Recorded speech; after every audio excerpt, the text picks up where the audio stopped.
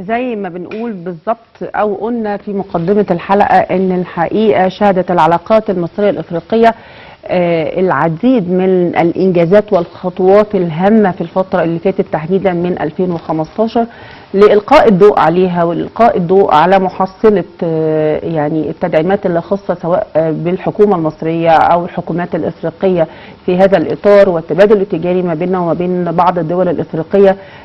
إلى أي مدى شهد تحسن؟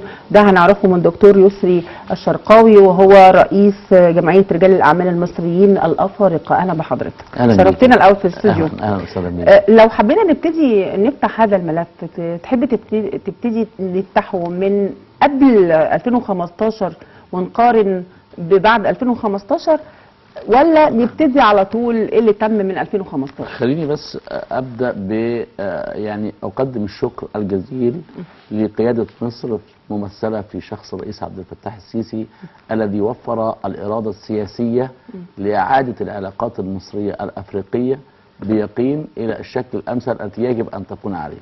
تمام. وخلينا افكرك والساده المشاهدين ان زي النهارده قبل سنه بالتحديد كان في افتتاح الجلسه الاولى لمؤتمر في أسوان السلام والتنمية من أجل التنمية، والجلسة الأولى بتاعته كانت مع القادة الأفارقة أفريقيا كما نريد. وبالتالي هذا نمط جديد استطاعت أن تعيد مصر في عام 2019 بعد أحداث سياسية زي ما ذكرتي، أن تعيد مصر مكانتها كما كانت ويجب أن تكون في قيادة القارة الأفريقية وقيادة ملفات القارة الأفريقية. هذا الملف اعتراه كثيرا من المشاكل على مدار أعوام كتير، ويمكن لم تنتبه إليه مصر. جت أحداث 2011 ثم بدأنا 2014 ثم بدأت القيادة السياسية المصرية لكي تعيد مصر إلى مكانتها إلى أن جاء فبراير 2019 وقادت مصر رئاسة الاتحاد الأفريقي حتى فبراير 2020. وبالمناسبة عشان برضه أذكر السادة المشاهدين، المؤتمر اللي كان في أسوان اللي هو من أجل أفريقيا من السلام من أجل التنمية دعا إليه الرئيس عبد الفتاح السيسي في أكتوبر عندما كان مؤتمر قمة روسيا أفريقيا سوتشي بوجود الرئيس بوتين رئيس روسيا. أعتقد أن الأمر الآن في يعني مجمله بيؤكد أن هناك اهتمام شديد جدا بالقارة الأفريقية، وده واضح تماما في أعمالنا في الفترة الأخيرة، وده هينعكس على الملف اللي بصدد النهارده تناوله معاكي الخاص بالاقتصاد والتجاره والعلاقات الاقتصاديه. خلينا نتكلم على ابرز القطاعات اللي هي مركزين عليها كمصريين او الحكومه المصريه او شأن رجال الاعمال المصريين في التعاون الافريقي. ايه هي القطاعات البارزه وتعد من القطاعات المهمه؟ قبل القطاعات احنا حاليا بنشتغل على تغيير الفكره، تغيير المنطقيه في التعامل مع الجانب الافريقي. احنا كرجال اعمال مصريين بنتكلم مع الجانب الافريقي مع نظائرنا عشان احنا بنمثل الدبلوماسيه الشعبيه او بنمثل العلاقات الخاصه بالتجار والمصنعين ورجال الاعمال. بنحاول نتكلم على ان احنا نحاول نخلق او كيف نستغل السوق اللي قوامه مليار و200 مليون اللي المفترض سنه 2050 يكون قوامه 2 مليار. يبقى بالتالي احنا عايزين نشوف ايه المشاكل وايه هي التحديات. في تحديات في ايدينا ونقدر نحلها، وفي تحديات القاده تناولوها وتناولها الرئيس عبد الفتاح السيسي عندما وضع العالم كله امام حل مشاكل القاره الافريقيه وتحديات القاره الافريقيه. لو هنتكلم على قطاعات ايا كان القطاع، سواء كان قطاع تجاره، قطاع صناعه، قطاع يعني تبادل تجاري، هنتكلم على البنيه التحتيه. اتصور ان افريقيا لديها مشاكل كثيره جدا في ملف البنيه التحتيه، وهذا الملف يتعلق زي ايه في البنيه التحتيه تحديدا زي النقل والطاقه. والنقل اعتقد الرئيس تحدث عن طريق القاهره كيب تاون، وتحدث عن طريق جيبوتي دكار، وعن بعض الطرق اللي ممكن نقدر من خلالها نجري على ضفاف هذه الطرق عناصر جديده ورؤيه جديده ونسخه جديده من التنميه المستدامه. وجود الطرق سوف يسهل عمليه التجاره وسوف يساعد على ضخ دماء التنميه المستدامه في عمق القاره الافريقيه. الامر الاخر في البنيه التحتيه الاستثمار المشترك، سواء كان ما بين الحكومات او ما بين الحكومات والدول او ما بين الحكومات والقطاع الخاص، هو ملف المواني والمطارات. وليه؟ عشان خاطر نقدر نفعل التجاره البينيه عن طريق حل مشاكل النقل البحري، لان مشاكل النقل البحري احد اهم التحديات اللي موجوده برضه في القاره الافريقيه. عايز اقول للساده المشاهدين احنا عندنا 38 دوله ساحليه في القاره من اجمالي 54 دوله، لكن للاسف حركه التجاره وحركه النقل البحري وصناعه النقل البحري لا تتمتع بالقدر الكافي زي مثلا دوله زي سنغافوره بنت اقتصادها على صناعه النقل البحري. الامر الهام جدا ايضا احنا محتاجين نركز في احتياجات اسواقنا سواء كانت في السلع الاوليه من القاره الافريقيه او المنتج النهائي. وخليني اقول لك قبل ما نشرح القطاعات بقى سواء قطاع زراعي او قطاع صناعي او قطاع خدمي، هقول انه الارقام ما بتكذبش اطلاقا والارقام بتعكس الصوره. افريقيا استوردت من جميع انحاء العالم عام 2019 ب 568 مليار دولار. كان نصيب مصر منهم 4.8 مليار دولار، يعني ما يقرب، لسه ما جبناش سقف ال 1%. افريقيا استوردت في 568 مليار ب 50 مليار دولار مواد غذائيه تمت الصنع. ويمكن ده بيؤكد ان القاره في حاجه ماسه الى تكامل اسواقها والعمل داخل الاسواق الافريقيه. طب ده مش كلامنا احنا بس او اللي احنا شايفينه او رؤيتنا احنا بس، ده رؤيه دول كبرى، يعني بريطانيا وفرنسا متواجدين في عمق افريقيا. احنا عندنا 15 دوله تقب بالفرنسيه، وروسيا والصين واسرائيل يعني والمانيا والهند يعني امريكا والصين، بريطانيا وفرنسا، ومعانا الهند والمانيا، وفي تركيا واسرائيل، ومعانا ايضا اليابان. اليابان كان في قمه في 2019 اسمها تيكاد، قمه اليابان افريقيا. وبالتالي احنا بنتحدث عن احتياج العالم للقاره الافريقيه في ملفات كتيره جدا. العالم فيه تحديات، فيه مشاكل كتير جدا زي التغير المناخي ومشاكله في اوروبا وثقب الاوزون نتيجه المدن الصناعيه ونتيجه تصاعد ابخره عديده وتعدي على الطبيعه وملوثات كتيره للبيئه. ستيل افريقيا ربما لا تواجه مثل هذه التحديات. افريقيا لديها المدخلات الخاصه بالعمليه الانتاجيه والخاصه بالعمليه الاقتصاديه الكامله، الخاصه باليات التنميه المستدامه. افريقيا عندها المليار و250 مليون، اكثر من 65% منهم في سن الشباب. وبالتالي كل الدخول الى بناء تعاون اقتصادي جوه القاره الافريقيه لازم يكون مؤسس على معرفه هذه المدخلات، ونبدا نشوف كيف نستفيد من التكامل الاقتصادي المصري الافريقي. وربما هناك ملفات عديده الان الاتحاد الافريقي بيشتغل فيها على مستوى الحكومات، زي عندنا من مصر مفوضيه الاتحاد الافريقي للطاقه والبنيه التحتيه والتحول الرقمي الدكتوره امال ابو زيد. يعني لدينا عمل حكومات وقطاع خاص. هل الاتفاقيات التجاريه اللي تمت سواء اتفاقيه الكوميسا او الترايبارتايت اللي اتعملت في مصر لثلاث تكتلات افريقيه، هل ما اضافتش كتير او ذللت المعوقات اللي بيننا وبين الدول الافريقيه في عمليه التبادل التجاري؟ خلينا اقول احنا طبعا داخلين على اتفاقيه يمكن خلال اسبوع، ومنطقه التجاره الحره اللي موجوده يعني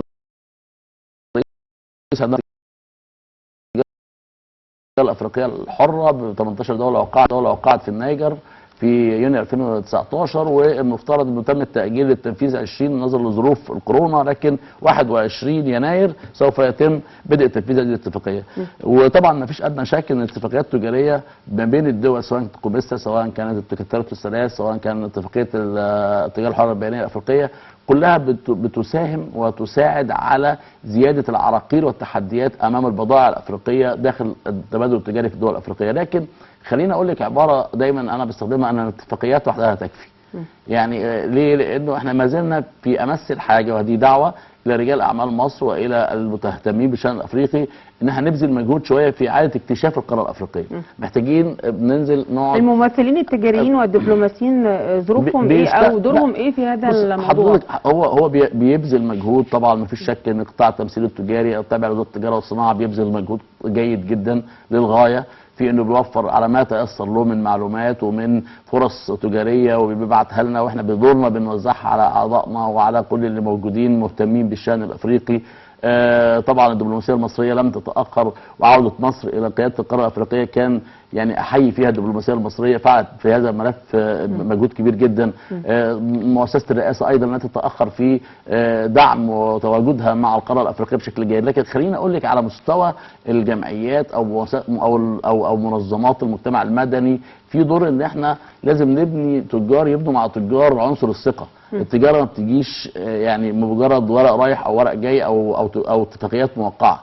عنصر الثقه ان احنا نتعاون في حل التحديات والوصول اليها، ان احنا نشوف التحديات القادرين ان احنا نكتبها ونبعتها للجهات المعنيه ومتخذ القرار حتى يستطيعوا ان يضعوا لها الحلول، ان احنا نمثل الثينك تانك او مستودع الفكر الحقيقي اللي نستطيع من خلاله ان احنا نقدم الحلول حتى نقفز قفزات وخطوات سريعه نعوض اللي فاتنا في الماضي، ان احنا نعرف نغير الفلسفه في دراسه الاسواق، يعني ما ندرسش السوق كله على بعضه او حجمه قد ايه، نخش شويه في عمق الناس دي بتستهلك ايه، وانواع المكرونات ايه، وانواع الصلصات ايه، وانواع الملابس ايه، ومين الدول اللي بتورد واسعارها ايه، والكاتيجورايزنج وقطاعات الناس اللي موجوده داخل الاسواق دي وتصنيفها ازاي. يعني احنا محتاجين كمان نتحول كمصريين وكتجار وكصناع مصريين الى الفكر التسويقي ده على مستوى رجال الاعمال. طبعاً. المفروض ان اتحاد الصناعات كان يعني بصراحه كان عامل مجهود جدا في هذا الموضوع. هل ما فيش تعاون بينكم وبين اتحاد الصناعات وما بين الجمعيه اللي خاصه بالتعاون الافريقي اللي تبع لاتحاد الصناعات وبتضيف لمفروض الجمعيات الثانيه اللي خاصه برجال الاعمال؟ خلينا اشرح بس في فكره انه في اتحادات وفي غرف ومشكورين برضو بيبذلوا مجهود كويس جدا. اتحاد الصناعات سواء اتحاد الغرف، اتحاد العاب الغرف التجاريه المصريه بكابتن منصور العربي مشكورا، في كمان جمعيات ومؤسسات ومنظمات مجتمع مدني، يعني احنا كلنا بنكمل بعض، يعني في نوع من التكامل، مش يعني ما فيش حد بالعكس. لكن خلينا اقول انه كان في تحديات كتير جدا في القاره الافريقيه، كان عندنا مشاكل كمان كتير جدا عندنا في الاصلاح الاقتصادي المصري والاصلاح التشريعي، وفتره 2015 و16 و17 كان عندنا اعاده تشغيل مصانع متعثره، وكان عندنا دعم المشاريع الصغيره والمتوسطه، وكان عندنا عمليه اعاده الاصلاح الاقتصادي 2016. فكل دي فترات خدتنا بقى حاليا جاهزين وبنستعد للخروج الى الاسواق الخارجيه. ويمكن حتى جائحه كورونا لما جت استطعنا ان احنا في بعض القطاعات زي الزراعه ان احنا نزيد صادراتنا في الحصاد الزراعيه بشكل جيد. وبالتالي اللي انا عايز اقوله ان ده الفتره المقبله هي فتره سواء الاتحادات او الغرف او الجمعيات ووزاره المجتمع المدني او الحكومات على مستوى الحكومه، كل دول قطاعات بيشتغلوا يخدموا ويتكاملوا مع بعض للوصول الى افضل نتائج ممكنه مع القاره الافريقيه. لكن زي ما قلت لحضرتك كده الاتفاقيات لوحدها مش هتكفي، لازم مثلا هديكي مثال مهم جدا، احنا اتكلمنا في الموضوع ده ورفعنا الموضوع ده يمكن نادينا بيه. في امريكا في حاجه اسمها الاف دي اي، الفود اند دراج ادمنستريشن او هيئه الغذاء والدواء الامريكيه. وطبعا اي حاجه معتمده سواء كانت مزرعه او مصنع ادويه او نوع دواء معتمد على طول بيتم تداوله في الاسواق، ما فيش كميه ورق قد كده في تصدير شحنه او اخره. اوروبا فيها برضو منظومه زي دي. احنا بعتنا او اتكلمنا كجمعيه من ضمن مؤتمر من مؤتمراتنا عن ان احنا نعمل اف دي اي اللي هو افريكان اف دي اي او الافريقيه دي، تكون منبثقه من الاتحاد الافريقي وتكون موجوده في كل دوله. اللي عنده مزرعه او عنده مصنع او عنده مصنع اغذيه او عنده مصنع ادويه، لو هو معتمد اف دي اي يبقى على طول هيقدر يرسل الفاتوره وشحنته تتصدر بدون الحجم الهائل من الورقيات. برضو الاتحاد الافريقي واحنا ما زلنا بنتحدث على فكره معايير جديده في الفحص الجمركي. دي تحدي، ده لازم نوحد المعايير في الفحص الجمركي علشان خاطر نقدر يبقى اللي بيفحص في المنافذ الجمركيه في مصر زي السودان زي جنوب السودان زي جنوب افريقيا، وبالتالي ده اللي بيحصل في دول اوروبا او حصل في 52 ولايه في امريكا. عايزين برضو نتكلم على فكره ان كان هناك تحدي في تداول الاموال ونقل الاموال والتحويلات البنكيه الخاصه بالسلع والخدمات والبضائع، فده احنا محتاجين نتكلم عليه النهارده. يعني اعتقد هو المفروض نكلم مين في اللحظه دي؟ لا احنا بنتكلم، احنا كان عندنا لجنه، يعني اذا كانت قياده سياسيه بتدعم هذا المشروع احنا بندعم. ايه اللي ناقص يعني؟ مش ما فيش حاجه يعني. انا من 2015 بنتكلم في هذه الملفات. لا ما انا قلت لحضرتك ان كان في فتره من الفترات احنا الدوله هنا كانت بتعيد ترتيب ملفات كتير جدا. في شك ان مصر اجرت اصلاح اقتصادي قوي جدا واصلاح تشريعي واداري، اعاده تشغيل مصانع، ضبط سياسات ماليه ونقديه، ملفات كتير جدا كان في شغل عليها. الملف الافريقي حاليا في شغل كتير عليه. يعني انا اللي بتكلم فيه ان مثلا لجنه البنوك والبورصات والتمويل اللي عندنا في الجمعيه واللي موجوده في جمعيات مناظره واللي موجوده ايضا في الاتحادات اللي حضرتك اتكلمت عليها، مرافعين للبنك المركزي. في بنوك مصريه بدات تدخل النهارده، في احد بنك القاهره وبنك قومي موجود في اوغندا، بدا في بنك احدى البنوك التجاريه اشترى في بنك نصيب في بنك في كينيا. يعني بدا يبقى في ممثلين للبنك احد البنوك القوميه الاخرى في كل الدول الافريقيه. ده بدا يسهل، يعني احنا على مشارف دخول على اتفاقيه تجاره بينيه في تنفيذها في يناير. علشان كده المتابعين عارفين كويس قوي ان التمثيل التجاري بيجري خطه الان. احنا يعني من واقع حوارنا مع التمثيل التجاري بيجري خطه علشان خاطر يقدر يستخدم القاره الافريقيه. يعني في خطه محطوطه. طبعا ما في اللي الدوله بتضحى وبتتوزع، وبقى في لقاءات كتير جدا مع الجمعيات او الاتحادات او منظمات الاعمال. كل الناس دي بتكون وضع، والمجالس التصديريه كلهم بيكونوا حاطين هدف واحد بيشتغلوا عليه مع كتير جدا من المتابعه عشان نرصد العقبات والتحديات، نكتبها نرفعها، الناس تقدر في قدر المستطاع. ان في امور معينه برضو خلينا نكون واضح مش سهل انها تتحل في يوم وليله. يعني بنتكلم برضو على فكره النقل البحري، بنتكلم على فكره توافر مراكب في كل الاماكن، بنتكلم على برضو تحدي ان في دول حبيسه في القاره الافريقيه، يعني ملهاش مواني في قلب القاره، واسواق كبيره، واسواق ربما تكون هي محتاجه البضاعه، بس انت عندك مشكله ان لازم ننزل على الارض. ولذلك السوق الافريقي النهارده بيتكلم يقول لك هات لي بضاعه على الارض عندي. مش عايز ياخد يعني القصه اللي انا ان هو يشتري وبعدين تشحنيه له شهرين اسبوعين ثلاثه، وعايز بضاعه على الارض. وبالتالي احنا بنحول الفكر دلوقتي لفكر الشراكات المستقبليه. لو بنقول ان يعني في عده مشكلات خاصه بالبنيه التحتيه، طب ما الدول الاوروبيه والولايات المتحده الامريكيه والصين واليابان كلهم دول بعيده تماما عن القاره، ازاي ذللت هذه المعوقات؟ لا، هي الفكره كلها ولا هي اتجهت بشكل اخر؟ خلينا اشرحها لان برضو ده سؤال مهم جدا. طبعا ما فيش ادنى شك ان البضاعه تخلق طرق النقل. يعني انا لما الصين بتنتج بضاعه قد ايه للعالم، وبالتالي بقى عندها من اكبر الاساطيل التجاريه البحريه في العالم وتنتشر في على البحار لانه عنده بضاعه. يعني انا لو جيت بكره الصبح اعمل اكبر اساطيل بحريه في على البحر، ما عنديش بضاعه تتباع، ما عنديش لسه ما طورتش الصناعه، ما طورتش مدخلات الصناعه، ما طورتش تكاليف الصناعه. وبالتالي انا فهي المشكله ايه؟ انه الصين حلت المشكله بجذري. اليابان مثلا محتاجه خامات اوليه هتاخدها من افريقيا، وبالتالي اللي بياخد عشان عندها صناعه، وبالتالي الدوله اللي عندها صناعه هتاخد خامات منين؟ من افريقيا، فالمراكب رايحه جايه تمام، او حركه النقل رايحه جايه. اللي انا عايز اقوله انه المنظومه التحول مع الجانب الافريقي مرتبطه برضه بمنظومتنا الداخليه، ما فيش حاجه منعزله عن حاجه. يعني تطور الصين يخليها تتطور مع افريقيا، تطور امريكا واوروبا يخليها تتطور مع افريقيا، لانه عنده انه اوت. لكن احنا عشان نرفع مستوى المنظومه، دخول مصر في رؤيه 2030 الى واحد من اهم 30 اقتصاد في العالم، ده يخلينا نؤكد انه في محور من المحاور دي خلينا نلتقي مع الجانب الافريقي. هقول لك على مثال واضح. يعني اما انا انقل كونتينر من الصين لحد كينيا يكلف 900 دولار، ممكن من دوله افريقيه من مصر او من المغرب لحد كينيا يكلف 2900 دولار. وبالتالي دي تحدي، لانه عنده زي ما قلنا اسطول تجاري بحري بيشيل بضاعته في جميع انحاء العالم. الصين بتصدر ب 3.2 تريليون دولار، احنا بنصدر ب 28 مليار دولار. فالفكره كلها انه المنظومه التجاريه العالميه في حركه التجاره العالميه والنقل البحري العالمي والتجاره مرتبطه برضه بمستوى تقدم الدول الصناعيه والدول اللي عندها اقتصادات كبرى والامكانيات الماليه، خصوصا ان احنا يعني طالعين من ثوره 25 يناير، كان عندنا عده مشكلات وتحديات، لسه يعني بنشم نفسنا في هذه الفتره، دخلنا في موضوع كورونا، العالم كله دخل في موضوع كورونا. طب خلينا نتكلم برضه على القطاعات اللي كانت واعده ومصر اشتغلت عليها حتى قبل 2015، زي التشييد والبناء، زي الزراعه وخلافه. ايه هي القطاعات حققنا فيها يعني انجازات كبيره في مصر وحجمها في افريقيا؟ طبعا في افريقيا ومصر. شوفي، هو طبعا ظروف كورونا، خلينا نقول ان كورونا كانت سنه غيرت ملامح اقتصاد العالم، سواء افريقيا او مصر او الاقتصاد العالمي. تمام. وحتى غيرت خريطه بوصله الاستثمار، وحتى اتجاهات الاستثمار وقطاعاته سوف تختلف، واتكلمنا في الملف ده كتير جدا. خليني اقول لك انه فرض الحال على الاكتفاء الذاتي في الزراعه، على الاستثمارات الزراعيه قادمه لا محاله. عندما نتحدث عن اكتفاء ذاتي ونتحدث عن اعتماد ذاتي، ان تزرع في ارض الغير علشان تستفيد كدوله، ده مش هيجي الا من خلال وجودنا في القاره الافريقيه بشكل جيد. عشان تتواجد في القاره الافريقيه انا عايز اقول انه ده في مصر اجرت، يعني لو على صعيد الرصد، مصر اجرت على صعيد التجربه 5 مزارع مصريه في القاره الافريقيه، منهم المزارع المصريه في اوغندا مثلا. ده نموذج علشان خاطر تبدا توري القطاع الخاص ان الدوله، يعني تنسيق وزاره الخارجيه ومركز القومي للبحوث الزراعيه ووزاره الزراعه اجروا المزارع المصريه في قلب افريقيا علشان خاطر تكون بروتوتايب او نموذج قدام المستثمر القطاع الخاص، سواء كان مستثمر مصري او شريك له اجنبي هيروحوا مع بعض القاره الافريقيه، شريك استراتيجي. ده تم. اذا قطاع مهم جدا زي قطاع الزراعه.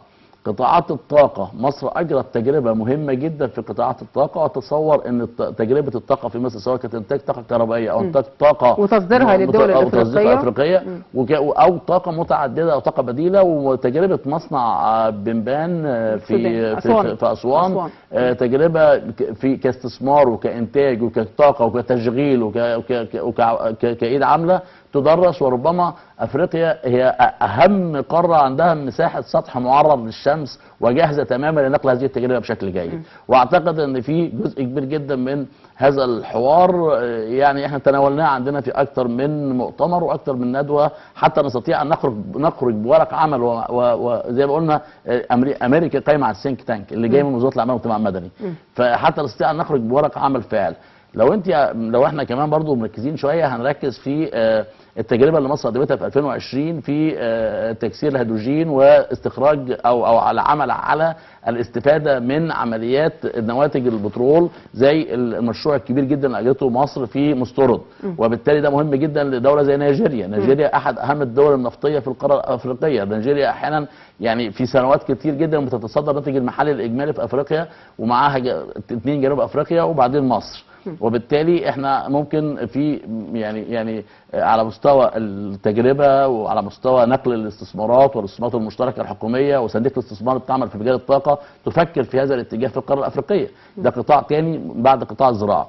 القطاع المهم جدا واللي فرض نفسه برضه على اقتصاد العالم وسوف يعني يكون لافريقيا برضه نصيب الاسد فيه هو قطاع التكنولوجيا المعلومات والتحول الرقمي والتعليم عن بعد ويعني ويمكن احنا بهذه المناسبه عايز اقول لك على حاجه.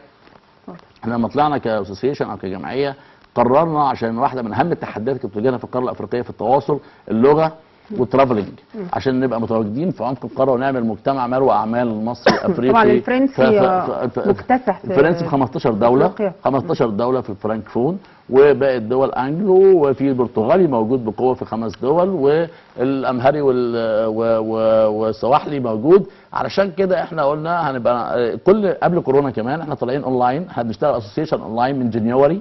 احنا بنعمل مؤتمراتنا الشارع الافريقي كله بيشوفها، بنكلم الناس في كل الدول افريقيا، بنتواصل مع الافارقه بشكل جيد. فعشان كده يمكن عايز اقول لك انه ده هيبقى واحد من اهم القطاعات اللي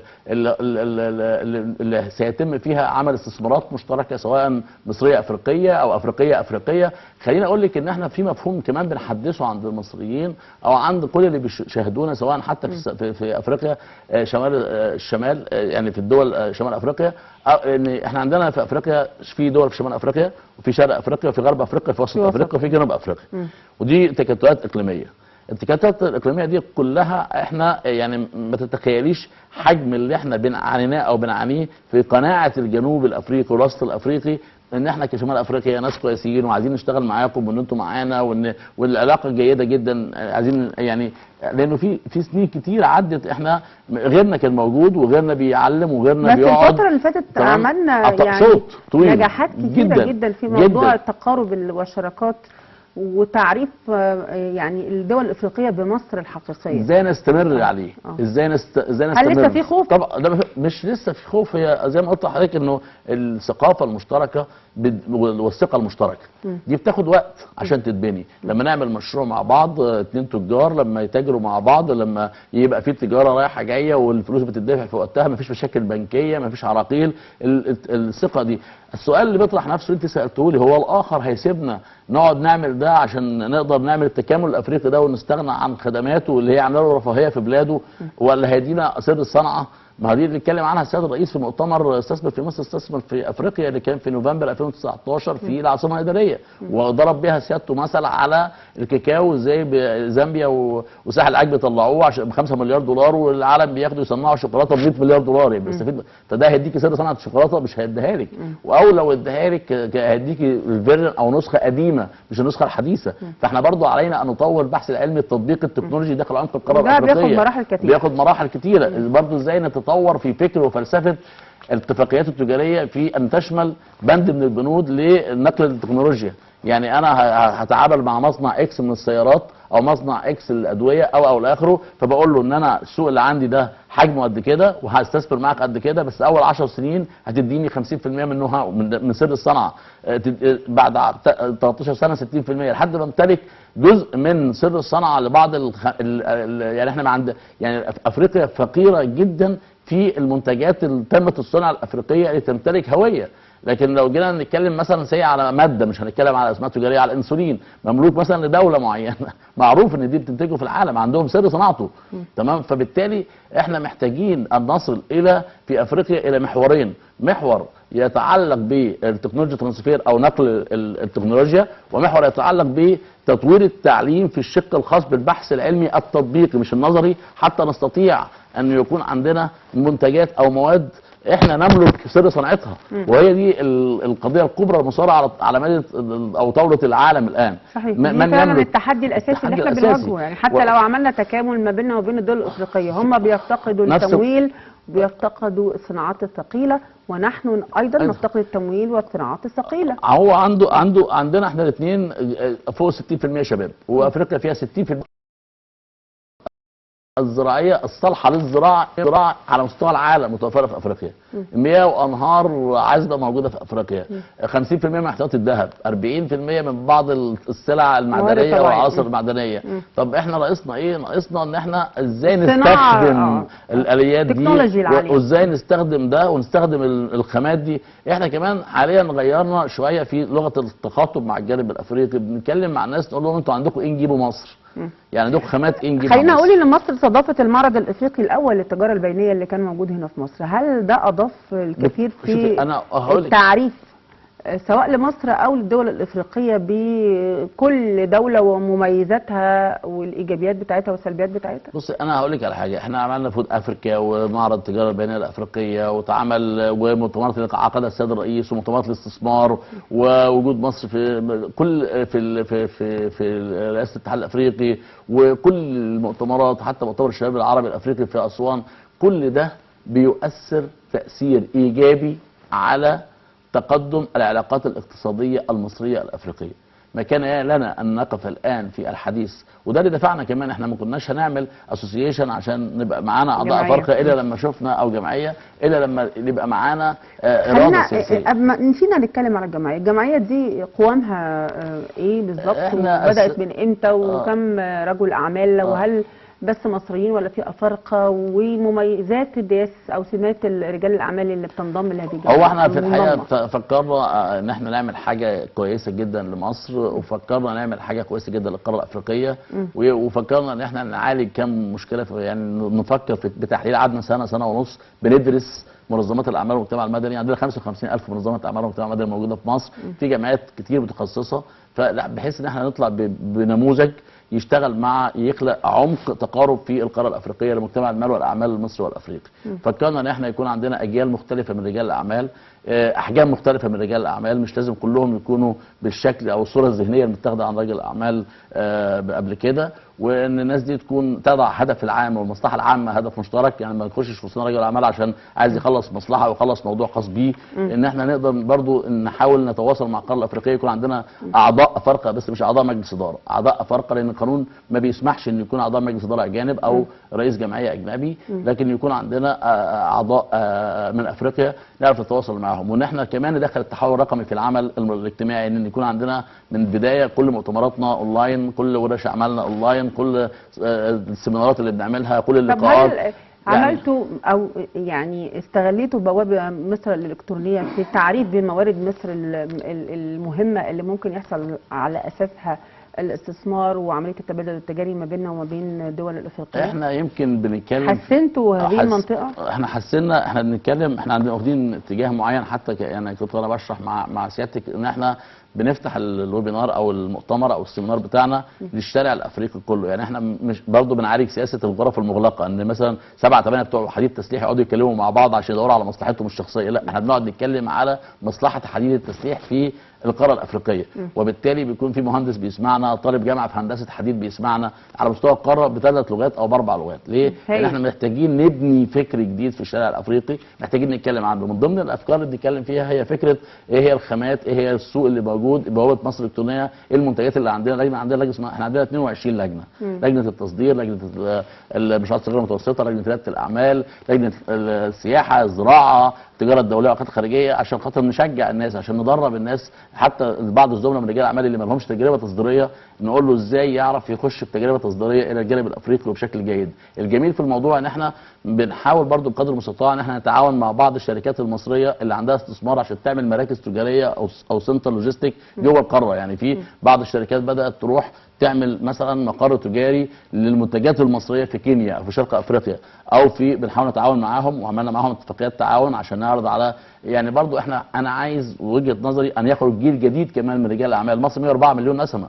هو الجمعيات اللي كانت موجوده من 50 سنه وما مصر كانت 50 مليون وكان فيها 5 6 رجال اعمال، مش ممكن تعطي الكباسيتي او الفكر الحديث اللي في جمعيات حديثه تقدر تاديه وبتاديه بشكل جديد. انا فوجئت النهارده في اكثر من اجتماع ان في رجال اعمال وشباب مصر اشتغل من 15 و20 سنه بيشتغل في 150 و200 مليون، لكن ما هوش الاسم اللي بيجي في التلفزيون كل يوم او عايز يزاحم الناس في كل حته.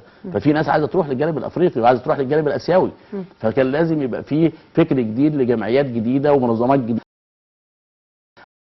أن نقف بالفعل خلف القيادة السياسية كظهير، وأن نحول وفعلا تكون سنك تانك وقوة ناعمة وليست مركز قوة. فده كان لازم يكون موجود. يعني احنا يمكن اتكلمنا في البداية أن مصر الدول الأفريقية تم اختراقها من قبل الدول المستعمرة زي البرتغال، زي إسبانيا، زي بلجيكا، وكل ده أفريقيا.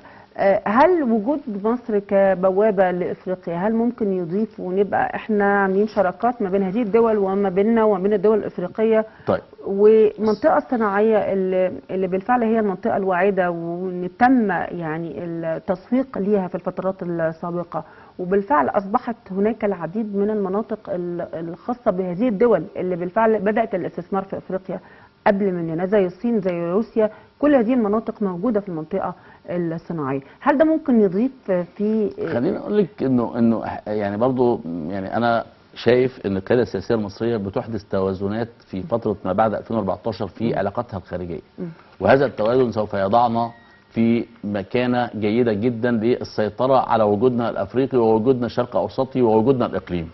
وخلينا اقول انه يعني مثلا على سبيل يعني الرصد، السيد الرئيس زار البرتغال، يعني يمكن الرئيس المصري الوحيد اللي كان له زياره في البرتغال. ليه؟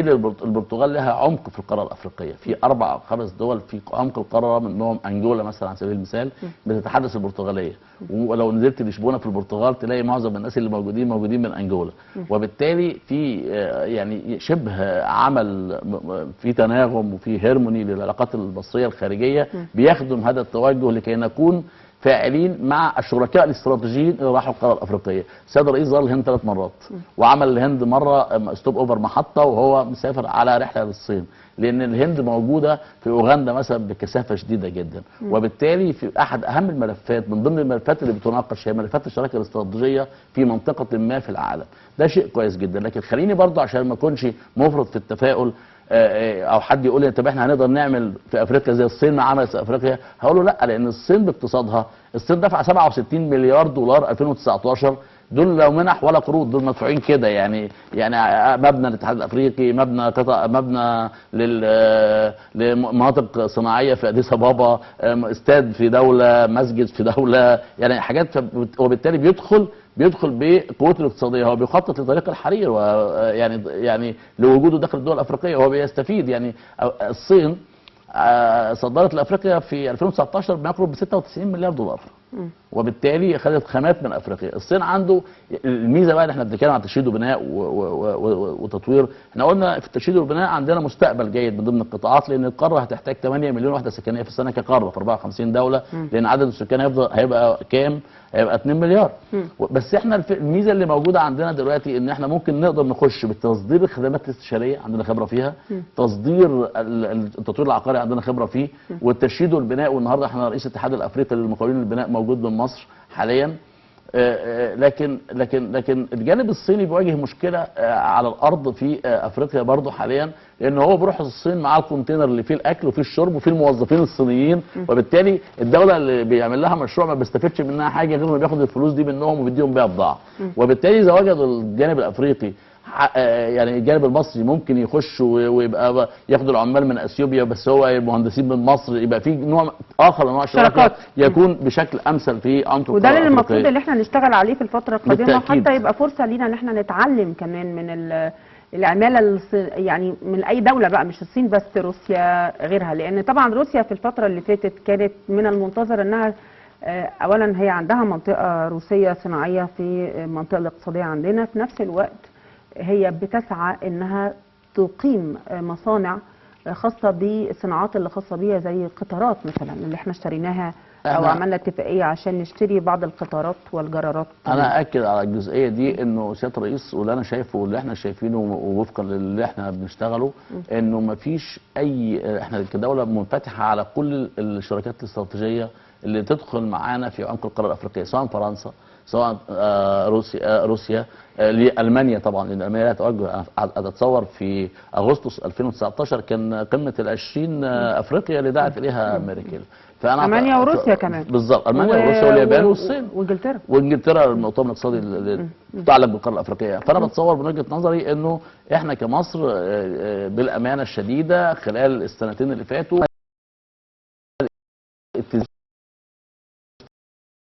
استراتيجي واختيار شركائنا الاستراتيجيه منفتحين على اي شراكه استراتيجيه مع القاره الافريقيه. ما عندناش مشكله مع اي شريك استراتيجي يشتغل معانا في القاره الافريقيه. حتى دول الخليج ايضا الان في بعض الصناديق الاستثماريه السياسيه، صندوق مصر السيادي، واحنا عارفين طبعا تجربه صندوق مصر السيادي وعلاقته بصندوق ابو ظبي، ربما يدخل يشتغل على بعض المشروعات اللي موجوده في القاره الافريقيه. مفيش اي مشكله في خلق التوازنات الاستراتيجيه لوضع شركاء استراتيجيين فاعلين في عمق القاره الافريقيه، لانه احنا مؤمنين بده. بس خلينا نقول ان التوجه الحديث هو كيفيه صياغه هذه الاتفاقيات وكيفيه الاستفاده وتحقيق الاستفاده للجانب المصري من هذه الاتفاقيات والجانب الافريقي. يعني سياده الرئيس تحدث مع القاده الافارقه في اكثر من حديث انا تابعته، انه ازاي نقدر نعمل اتفاقيات حديثه مع الدول المتقدمه في العمل المشترك مستقبلا. ما يجوش بقى نفضل زي 60 سنه فاتوا ياخدوا الخامات ويضحكوا علينا ويدونا منتجات تمت الصنع، ونفضل عايشين هم ناس شعوبها عندها رفاهيه واحنا الشعوب عندنا ما عندهاش يعني القدره على حتى توفير اساليب المعيشه البسيطه يعني. فدي محتاجه جزء معين من تحديث الياتنا في التعامل مع الشركاء الاستراتيجيين في القاره الافريقيه. الى اي مدى استفدتوا من صندوق تنميه الصادرات واستفدتوا من اتحاد الصناعات والمبادرات اللي كانت بتتم وبتدعم القياده السياسيه؟ خليني اقول لك انه في ناس كتير جدا من اعضاء، احنا عندنا اكتر دلوقتي من 200 عضو وشويه، وعندنا في اعضاء افارقه بس مش نسبتهم مش كتير، في زياده. احنا بندعو لافارقه بحيث تبقى كلنا في مجتمع جمعيه رجال اعمال مصريين افارقه. هل كجمعيه وعلى راسها حضرتك كمصري، هل بتذلل ليهم العقبات وبتبقى احنا بنوفر المعلومات، بتقدم لهم النصايح او بتوصلهم للجهات المعنيه بالنسبه لعمليه الاستثمار والتبادل التجاري؟ احنا طبعا استضفنا بدعم من التمثيل التجاري وعملنا اتفاقيه تعاون مع غرفه تجاره وصناعه جنوب افريقيا سيد موتزولو. استضفنا في مؤتمر من المؤتمرات رئيسة غرفة صناعة وتجارة ليجوس. استضفنا يعني مؤتمر تعاون زراعي بيننا وبين الجانب السوداني يمكن قبل اسبوعين، وكان معانا رجال اعمال سودانيين وهم اعضاء عندنا في الجمعيه. فبنحاول بقدر المستطاع ان احنا نقرب وجهات النظر ما بين رجال اعمال، ما بين فرص موجوده مع رجال اعمال وبعض، ما بين تعاون مشترك. حتى في مصر ايضا وقعنا اتفاقيه تعاون مع الهيئه العربيه للتصنيع بحيث ان احنا ننشر ما تنتجه الهيئه العربيه للتصنيع، قلعه الصناعه المصريه، لاحتياج القاره الافريقيه سواء في معدات الزراعيه او معدات الطاقه او معدات الكهربائيه. الهيئه العربيه للتصنيع بتصنع فعلا معدات كتير جدا موجوده في كتالوج كبير جدا عند الهيئه وبتدخل تشيل مشروعات بالكامل. فبنحاول بقدر المستطاع. بس خلينا نقول انه هل احنا كمصر وكاداره او قياده سياسيه وكاتحادات وغرف وكحكومه في اتجاه افريقيا بشكل جيد؟ نعم، كلنا في اتجاه في افريقيا بشكل جيد، سواء كان مؤسسه الرئاسه او التوجه المصري او ما يتطابق مع الحكومه المصريه وينطبق مع الاتحادات والغرف والمجالس التصديريه مع الجمعيات. كلنا في اتجاه افريقيا بشكل جيد وبشكل الى حد كبير جدا منظم. لكن احنا مش عايزين نستعجل النتائج زي اي كل موضوع بندخل فيه، احنا عايزين ناخد الموضوع بشكل فيه سستينبل او فيه استدامه.